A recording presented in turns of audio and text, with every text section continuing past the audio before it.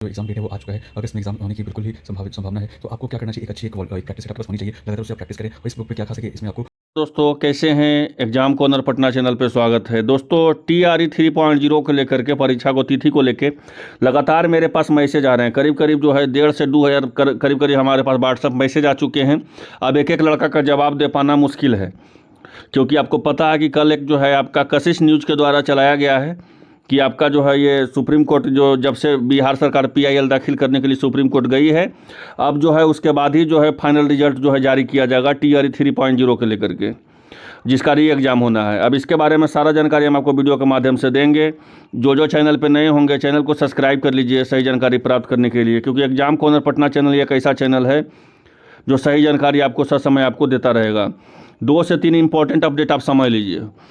ये री एग्ज़ाम होना है, पहला समझिए री एग्ज़ाम होना है। 14 तारीख को आपका जो है मार्च को परीक्षा हुआ था, उसका प्रश्न पत्र जो है लीक हो गया। लीक होने के कारण जो है इसका एग्ज़ाम को रद्द कर दिया गया। रद्द करने के बाद करीब करीब इसको 5 बार जो है परीक्षा तिथि बदला गया। कई बार परीक्षा तिथि बदला गया, 5 बार परीक्षा तिथि बदला गया।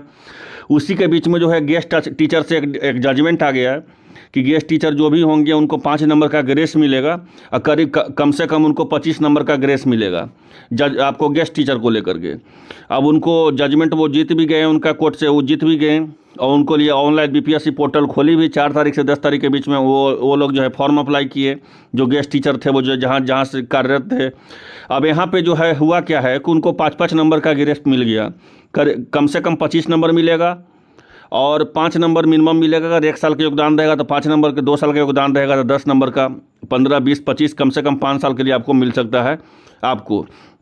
उसके बाद क्या हुआ है कि आपका जितने भी नियोजित शिक्षक थे, नियोजित शिक्षक भी क्या चले गए, वो भी हाई कोर्ट चले गए कि जब आप गेस्ट टीचर को जब आप ग्रेस मार्क्स दे सकते हैं तो फिर नियोजित शिक्षक को क्यों नहीं दे सकते हैं।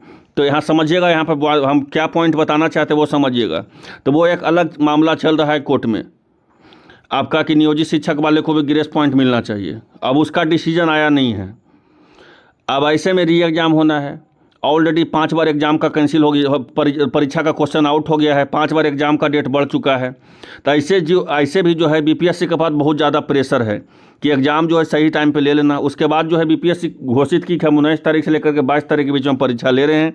और करीब करीब हम जितना बार भी बताए हैं, BPSC ऑफिस से भी हम आपको लगातार जा कर हम बताए थे कि आपका परीक्षा तिथि निर्धारित समय पे होगा। किसी तरह जो है आपका डिसीजन किसी भी बहुत सारा चैनल पे चल रहा था कि परीक्षा नहीं होगा। हम बोल रहे थे शुरू से कि आपका जो है जुलाई में आपका परीक्षा 19 से जो तिथि दिया गया वो 100% होगा। उसके पहले भी जो हम 2 से 3 तिथि हम बताए थे आपको कि उस परीक्षा में नहीं होगा, वो परीक्षा नहीं हुआ। या जो भी मेरा TRE 1 से जो हमको फॉलो करते होंगे उनको पता होगा मेरे बारे में कि जो भी हम आपको न्यूज़ दिए हैं वो सही दिए हैं।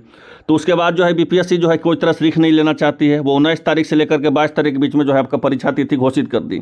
जान गई कि इसको 11 दिन तक डिले करेंगे तो और जो है आपका नियोजित शिक्षक वाला भी मामला फंसेगा, फिर गेस्ट टीचर वाले कोर्ट जाएंगे, तो ये पूरी तरह से वैकेंसी का ये बलि चढ़ जाएगा। इसके चलते जो है BPSC आनन फानन में जो है 19 से 22 तारीख के बीच में जो है आपका परीक्षा तिथि जो है निकाल दी। और परीक्षा के बारे में हम एक लाइन में बता देते हैं आपको कि जो भी हमारे पास लगातार मैसेज कर रहे हैं, कम से कम 1,500 मैसेज आया है मेरे पास व्हाट्सएप पे अलग अलग स्टूडेंट का। आप समझ सकते हैं कि लोग हमको कितना प्यार कर रहे हैं, आप लोग कितना प्यार दे रहे हैं हमें। हम समझ सकते हैं कि सही जानकारी देने वाला मार्केट में बहुत कम है आज के टाइम में, लेकिन इतना आप जान लीजिए, अगर मेरे चैनल पर आप देखते होंगे तो आपका परीक्षा किसी भी हाल में जो आपका परीक्षा नहीं टलेगा। मेरा बात समझ लीजिए फिर से, आपका परीक्षा 19 तारीख से हर हाल में आयोजित किया जाएगा। किसी के भी बात में मत फंसें। बहुत सारा चैनल पे हम अभी भी देख रहे हैं और वो लड़का हमको लिंक भी भेजे हैं बहुत सारा चैनल का, बहुत सारा कि सर इस बताया जा रहा है परीक्षा नहीं होगा।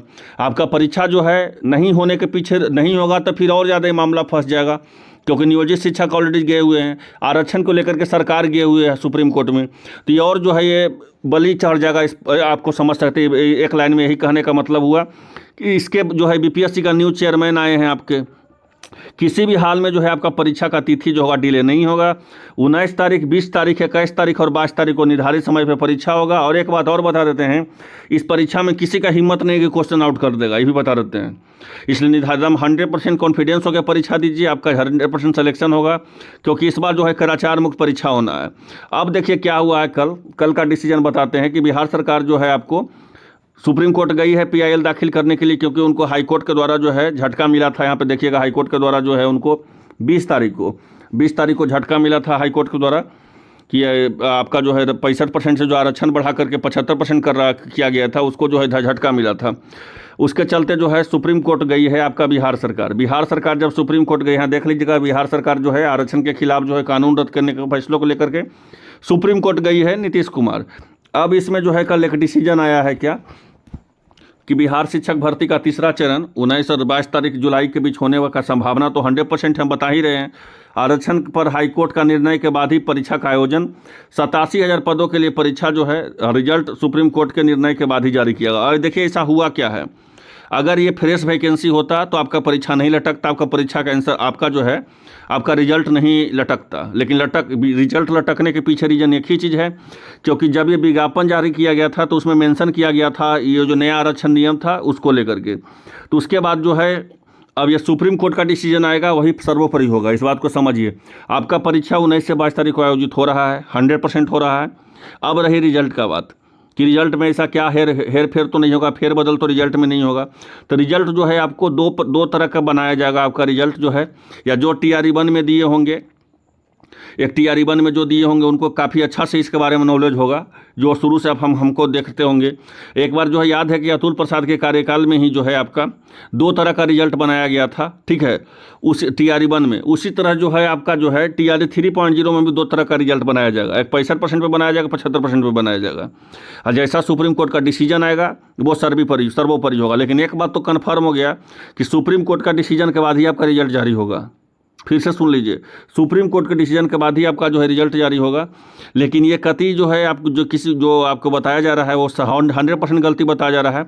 आपका परीक्षा 19 से 22 तारीख के बीच में आयोजित किया जा रहा है।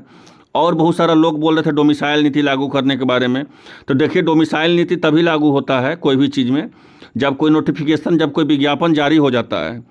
अब विज्ञापन जारी होने के बाद री एग्ज़ाम होने लगता है, चाहे एग्ज़ाम होता है चाहे री एग्ज़ाम होता है, चाहे PTO हो गया या मेंस हो गया या विज्ञापन जारी हो गया, ऑनलाइन फॉर्म भरा गया, तो उस हाल में डोमिसाइल लागू नहीं होता है।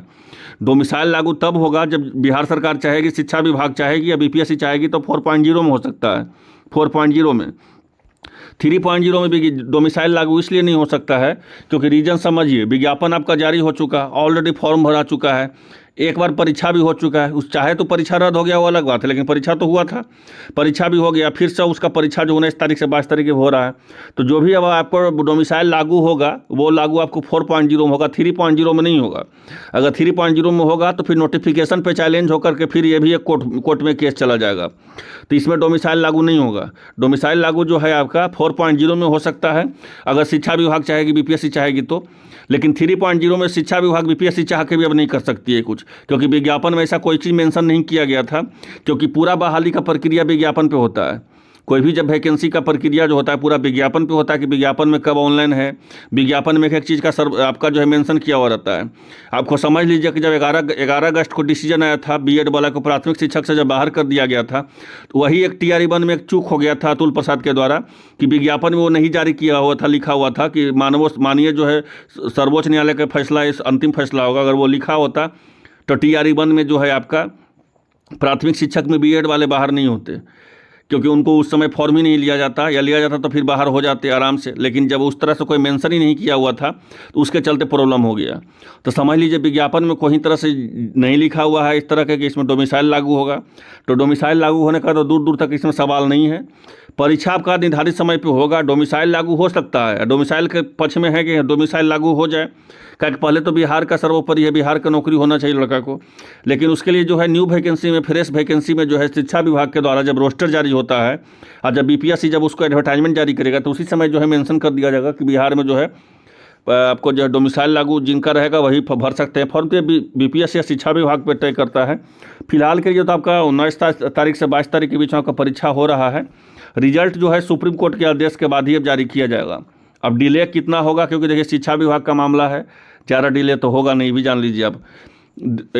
तुरंत इसका जो है 1 से 2 महीना के अंदर सब क्लियर हो जाएगा इसका कि आपका जो है आरक्षण का 75 होगा या 65 होगा, जो भी आरक्षण का नया वाला लगेगा या पुराना वाला लगेगा।